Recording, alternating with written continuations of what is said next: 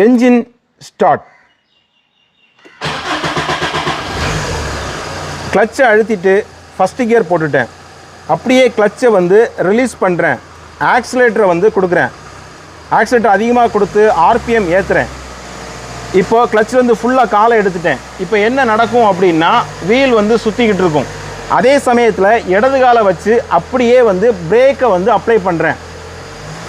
இப்போ அதிக ஆர்பிஎம் ஏற்றிட்டு பிரேக் அப்ளை பண்ணும்பொழுது என்ன நடக்கும் அப்படின்னா வீல் சுற்றிட்டு அப்படியே பிரேக் பிடிச்சிட்டே சுற்றிட்டு இருக்கும். பாருங்கள்,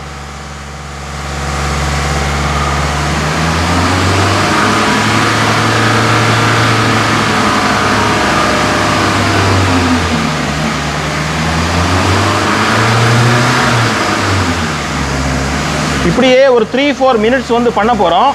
என்ன நடக்குது அப்படிங்கிறத பாருங்கள்.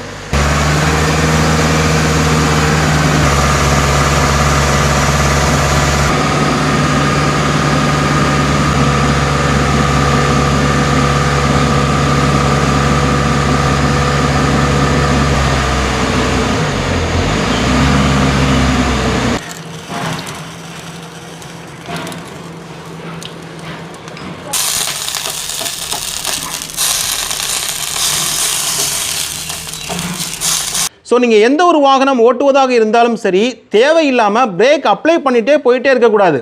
குறிப்பாக மலைப்பகுதிகளில் கீழே இறங்கும் பொழுது நியூட்ரல் போட்டுகிட்டே அப்படியே வந்து பிரேக் அப்ளை பண்ணிகிட்டே போகிறதும், ஹை கியர் போட்டுட்டு பிரேக் அப்ளை பண்ணிகிட்டே போகும் பொழுது நீங்கள் ஏற்கனவே பார்த்த மாதிரி இந்த பிரேக் யூனிட் பார்த்தீங்க அப்படின்னா மொத்தமாக ஹீட் ஆகி அதன் மூலமாக அந்த பிரேக் ஃப்ளூயிட்னு சொல்கிறோம்ல, பிரேக் ஆயில்னு சொல்லுவாங்கள்ல, அது வந்து கொதிநிலைக்கு போய் அதோடைய தனித்தன்மையை இழந்து பெர்ஃபார்மன்ஸை இழந்து நம்ம பிரேக் பெடலை வந்து அப்ளை பண்ணும் பொழுது பிரேக் ஃபெயிலியர் ஆகி மலைப்பகுதிகளில் நம்ம என்ன செய்யணும்னு தெரியாமல் பதட்டத்தில் என்ன பண்ணிடுவாங்க, மலைப்பகுதியில் கொண்டு வண்டியை உருட்டிடுவாங்க.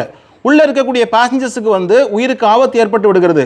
ஸோ நீங்கள் எந்த காரணத்தை கொண்டும் என்ஜின் பிரேக்கிங் இல்லாமல் நீங்கள் கீழே இறங்கவே கூடாது. அப்படிங்கிறனால இந்த டெமோ மூலமாக இதோட சீரியஸ்னஸ் உங்களுக்கு புரிஞ்சிருக்கும். ஸோ நீங்கள் தயவு செய்து காரை வந்து டிரைவிங் பண்ணும் பொழுது என்ஜின் பிரேக்கிங், அதாவது ஃபஸ்ட்டு செகண்டு தேர்ட் அப்படிங்கிற கியர்லேயே வந்து கீழே இறங்கணும். அது எந்த ஒரு வண்டியாக இருந்தாலும் சரி.